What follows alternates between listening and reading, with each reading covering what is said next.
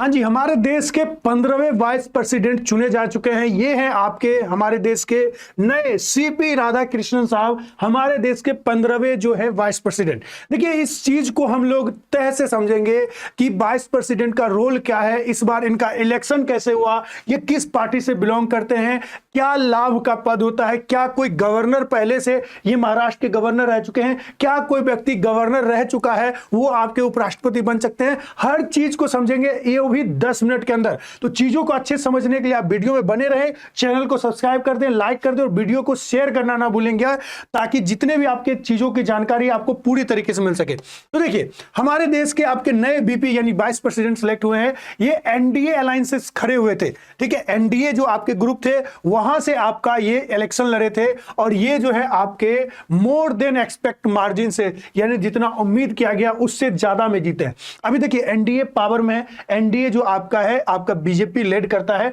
उसमें और भी कई सारे पार्टी जुड़े हुए हैं।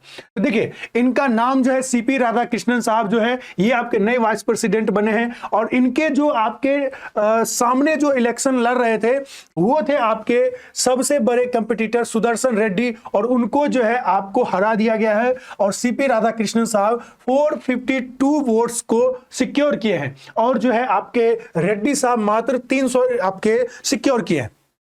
अब देखिए, ये जो आपके राधाकृष्णन साहब हैं ऑलरेडी जो है आपके महाराष्ट्र के गवर्नर रह चुके हैं, ये केरल के भी गवर्नर रह चुके हैं। और देखिए, यहां पे बीजेपी के एक अपना स्ट्रेटेजी है, जैसा कि आप सोशल मीडिया पे बहुत सारे न्यूज में सुने होंगे कि ये आपके साउथ से बिलोंग करते हैं, साउथ इंडिया से ये बिलोंग करते हैं। अगर आपको पता ना हो तो शुरुआत में जब बीजेपी बनी थी तब बीजेपी को साउथ इंडिया में नहीं पूछा जाता था, लेकिन साउथ इंडिया में पकड़ बनाने में सबसे बड़ी भूमिका जो है सीपी राधाकृष्णन साहब का रहा है। तो देखिए, आगे बढ़ते हैं, चीजों को एक एक चीज समझते हैं। आपको पता होगा 14th नंबर के आपके जो बीपी थे वाइस प्रेसिडेंट साहब, हमारे जगदीप धनखड़ साहब थे, जो पूरे इतिहास में, भारत के पूरे इतिहास में पहले पर्सन थे जो हेल्थ के रीजन से जो रिजाइन किए थे। और भी थे आपके वाइस प्रेसिडेंट जो रिजाइन किए थे, लेकिन किन्हीं और कारणों से, लेकिन हेल्थ के रीजन से आपके जगदीप धनखड़ साहब जो है रिजाइन किए थे वाइस प्रेसिडेंट के पोस्ट से, ठीक है। अब देखिए, अब ये चीजों को अच्छे से समझेंगे कि भाई क्या आर्टिकल है, क्या नियम है, क्या कानून है।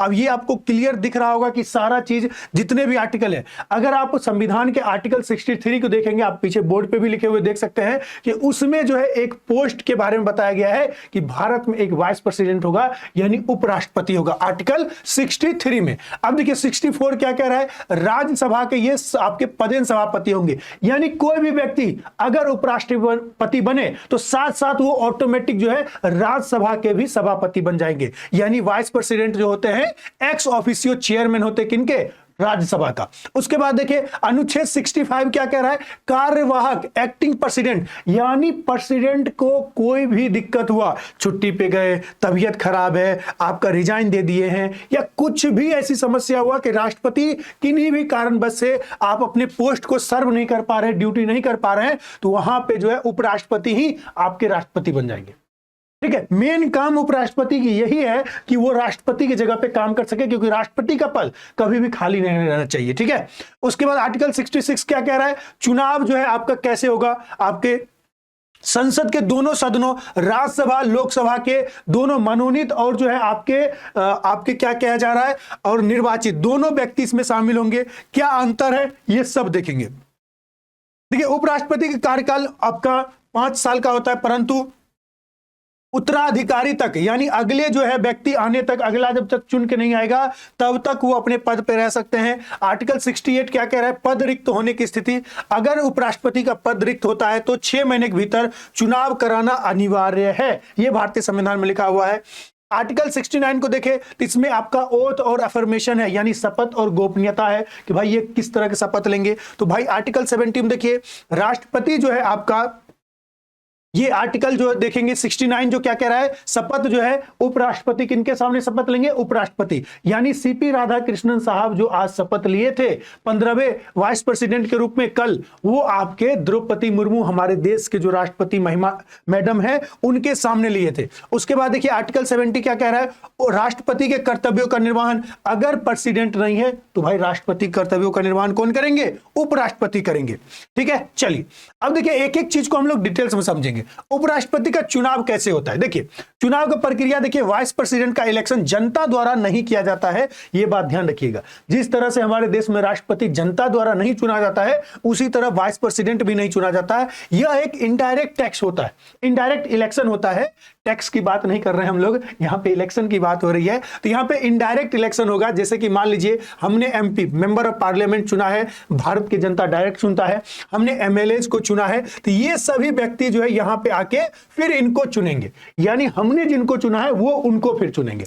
इस तरह के इलेक्शन होता है, यानी इनडायरेक्ट इलेक्शन होता है। अब देखिए निर्वाचक मंडल, यानी ये इनको कौन कौन वोट दे सकते हैं। अगर डायरेक्ट इलेक्शन होता है तो जितने भी 18 साल से प्लस के हैं, यानी वयस्क मताधिकारी हैं, वोटर्स हैं, सब वोट दे सकते थे। लेकिन डायरेक्ट तो है नहीं, इनडायरेक्ट है, तो भाई उनमें कौन कौन वोट देंगे। तो देखिए इसमें इलेक्टोरल कॉलेज की बात करें तो लोकसभा के निर्वाचित और मनोनीत, यानी नॉमिनेट और जीते हुए बहुत सारे व्यक्ति को नॉमिनेट किया जाता है। तो वो आपके दोनों व्यक्ति जो जीत का है और जो नॉमिनेट किया गया है राष्ट्रपति के द्वारा, राज्यसभा के नॉमिनेटेड और इलेक्टेड, राज्यसभा में भी जो जीत का आते हैं और इलेक्टेड होते हैं, दोनों आपके इलेक्टेड और नॉमिनेटेड दोनों व्यक्ति इसमें शामिल होंगे। अब देखिए राष्ट्रपति का भी चुनाव आपका परोक्ष ही होता है, इनडायरेक्ट ही होता है, लेकिन डिफरेंस क्या है। तो देखिए डिफरेंस समझते हैं। राष्ट्रपति के चुनाव है ना केवल निर्वाचित, यानी जो व्यक्ति सिर्फ चुन के आए हैं, यानी देखिए अगर आप लोकसभा देखें और राज्यसभा देखें, उसमें कोई व्यक्ति को नॉमिनेट करना है, उसका पावर किनके पास होता है, राष्ट्रपति के पास होता है। अगर नॉमिनेटेड व्यक्ति ही आपके बाद में इलेक्शन होगा तो फिर उसी राष्ट्रपति के पक्ष में देंगे जो उनको नॉमिनेट किए थे। इसीलिए नॉमिनेटेड पर्सन जो है राष्ट्रपति को वोट नहीं दे सकते, क्योंकि उपराष्ट्रपति को यह चुनने का अधिकार नहीं है किसको नॉमिनेट करना है। इसीलिए जो है आपके इनका भी इनमें जो है आपका नॉमिनेटेड शामिल होता है। ध्यान से समझेंगे, ज्यादा टफ नहीं है, शब्दों को ध्यान सुनिएगा, बातों को समझिएगा, समझ में आ जाएगा। देखिए इसमें लोकसभा, राज्यसभा और राज्य विधानसभा जो है स्टेट लेजिस्लेटिव जो है शामिल होते हैं। राष्ट्रपति के चुनाव में कौन कौन शामिल होते हैं, लोकसभा के लोग, राज्यसभा के इलेक्टेड और राज्य विधानसभा के लोग शामिल होते हैं। मनोनीत सदस्य इसमें भाग नहीं लेते हैं। उपराष्ट्रपति में वो सारे चीज होंगे, बस ऐड क्या कर देना है, नॉमिनेटेड पर्सन भी शामिल होंगे, ठीक है। लेकिन राज्य विधानसभा जो है इसमें सदस्य शामिल नहीं होते हैं, ये बात ध्यान रखिएगा, ठीक है जी, नहीं शामिल होते। अगला देखेंगे, अगला क्या, उपराष्ट्रपति का चुनाव जो है कैसे होता है।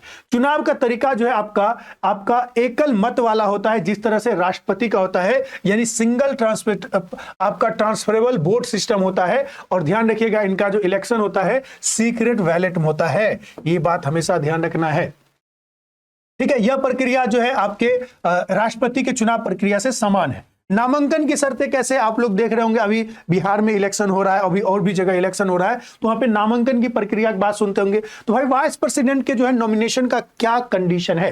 तो देखिए पहला कंडीशन क्या है, उम्मीदवार को चुनाव लड़ने के लिए कम से कम 20 प्रस्तावक, प्रपोजर यानी 20 लोग उनको प्रपोजर हो और 20 लोग अनुमोदक हो, यानी सपोर्टर्स हो, दोनों का भी आवश्यकता है। 20 लोग मतलब यहाँ पे 20 एमपी की बात हो रही है दोस्त, ठीक है। उसके बाद जमानत राशि, आरबीआई यानी रिजर्व बैंक ऑफ इंडिया में 15,000 रुपया इनको जो है जमानत के रूप में जमा करना होगा। और अगर ये बहुत बुरे तरीके से हार जाते हैं तो जमानत राशि जब्त कर ली जाएगी, ठीक है जी।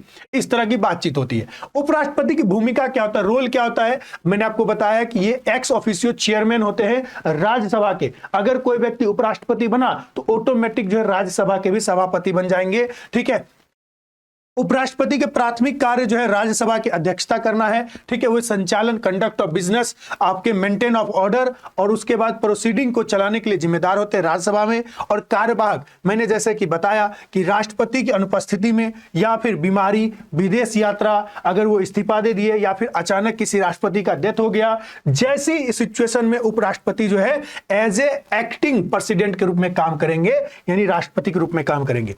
कार्यवाहक राष्ट्रपति रहते हुए वो राष्ट्रपति के सभी शक्ति है, ऑल पावर्स ऑफ प्रेसिडेंट, और कर्तव्यों का काम करते हैं, कर्तव्य निभाते हैं, यानी ड्यूटीज पूरा करेंगे। यानी अगर वो उपराष्ट्रपति हैं और राष्ट्रपति के पद पे जाके काम करते हैं तो सारा काम जाके वो करेंगे। ऐसा नहीं है कि वो चीजें अलग हो जाएगा या फिर ये चीजें अलग हो जाएगा। तो देखिए ये सारी चीजें थी। और इसी तरह के अगर आपको एसएससी में करंट अफेयर पढ़ना है, अपने करंट अफेयर को बूस्ट करना है एसएससी के लिए, तो डेली मैं अरोरा एसएससी क्लासेस पे, जिसका लिंक आपको कमेंट बॉक्स में मिल जाएगा और डिस्क्रिप्शन में भी देखिए, ये मैं आपको करवाता हूं। एसएससी, बैंक, रेलवे, जिस भी एग्जाम की तैयारी करते हैं आप, करंट अफेयर डेली सुबह 8 बजे आके ज्वाइन कर सकते हैं, हम लोग वहीं पे मिलेंगे। बाकी अगर आप एसएससी बैच ज्वाइन करना चाहते हैं तो नवा बैच अभी लॉन्च हुआ है, वो आप ज्वाइन कर सकते हैं। AC157 कोड के साथ जो है आप एसएससी का सुपर बैच लॉन्च कर सकते हैं, जिसमें आपकी तैयारी जो है एक बहुत बेहतरीन लेवल से होगा, जिसमें मैं आपको जीएस पढ़ाऊंगा, रोहित सर इंग्लिश पढ़ाएंगे, मैथ नवीन सर पढ़ाएंगे और रीजनिंग जो है हरदीप सर पढ़ाएंगे। ठीक है जी।